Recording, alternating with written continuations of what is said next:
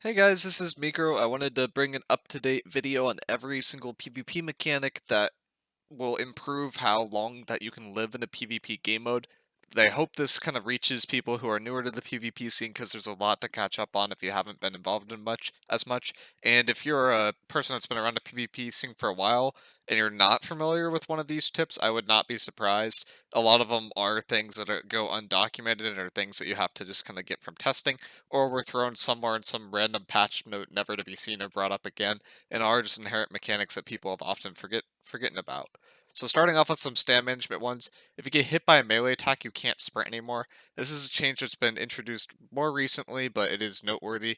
A lot of the times, people will try to avoid as much as possible getting hit by melee attacks, even using stam in order to dodge the melee attacks, not necessarily because they're scary, but because they don't want to get slowed by them. This is something that's especially important in light, as if you're in light and you get caught by a melee now, it will be much harder to get away than you were able to before.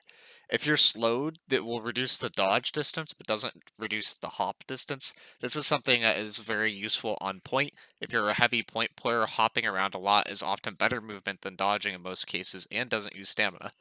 Bunny hopping is a mechanic that you can kind of use to get out of certain sticky situations without using stamina. It's something that you cannot do if you're Grey Bard, but if you are good with your stamina management, you can often chain dodging into hopping, and then this will allow you to get further away and keep some of the iframes that you had before. Chain jumping is a mechanic that's mostly used by heavy players in order to avoid melees that are kind of in your vicinity. I have some funny clips that I'll throw one of them on the screen for you guys now, but chain jumping is just really strong if you're in heavy. Other classes, it's not as useful, but it's still useful if you're, say, in a situation where you're slowed a lot and you only have access to jump for real mobility to get away. It is a really tricky way to get away from a lot of melee attacks. 150 dex just reduces how much stamina dodging costs, so you could dodge more. So that's just noteworthy. There are some weapons that give flat stamina. This is really OP. It's a lot better than the rune glass gems. There are mechanics too where dot gems right now, where some of the weapons, if you use a dot gem when you get the stamina, each individual tick from the dot gem will actually proc the stam regen perk. Sure if this is a bug or a feature at the moment, but it seems to proc it multiple times and is consistent across multiple weapons. If you use weapon abilities while your stamina is charging, you will still be able to regen your stam, and you will be able to increase the distance between you and your opponents.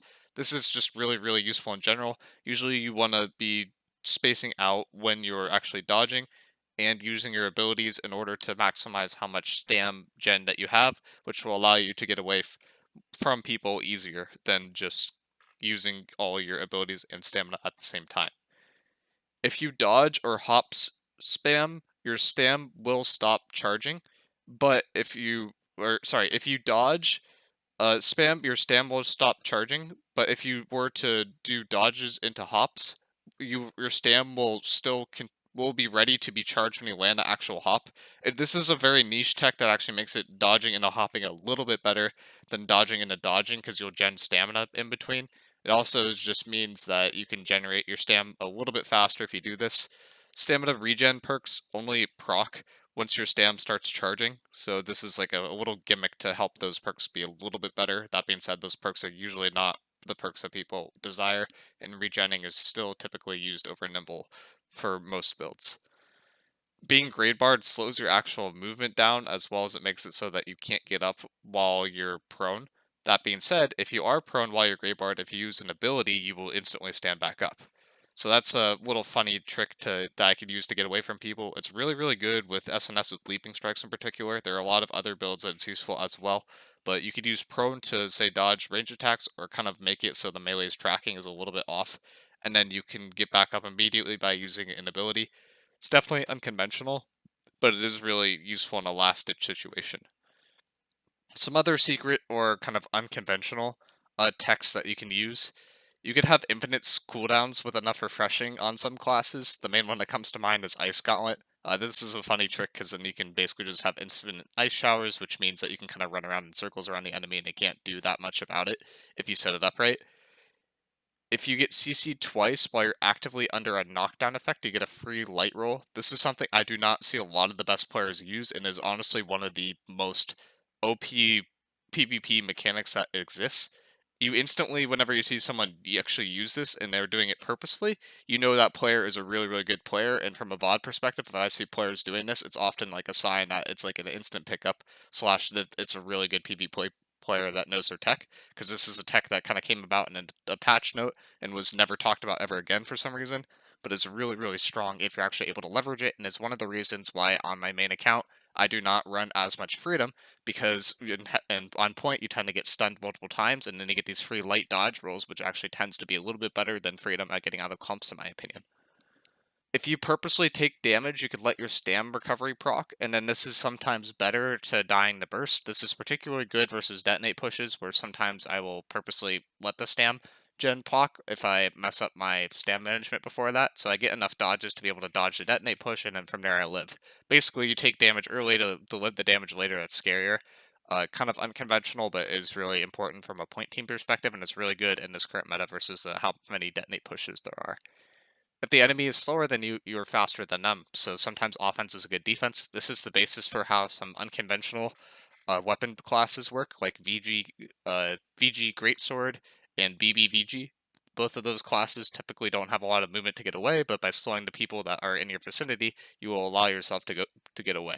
It's kind of a way to break the rule that you need a defensive offhand secondary weapon. You could sometimes do two offensive ones if you just are able to slow the enemy, or you have something like a weapon that can generate stamina when you get lower, like a Great Axe. Some other specific bugs or class-specific techs that have got unpatched for so long that they're kind of mechanics at this point from a PvP perspective would include the SNS Insta Pot tech. There's a tech with SNS where you can block, pop a pot, drop your block, and then that pot will have no animation. It only works on SNS. It does not work with anything else that blocks, but it is very useful for surviving point pushes. The SNS Bulwark tech is a tech that you could use to basically get 60 stam instead of 15 if you put a dot rune glass on your SNS and you keep your shield out after you shield bash or shield rush. Staggering out of key cooldowns like Maelstrom doesn't refund the cooldown if they start the animation.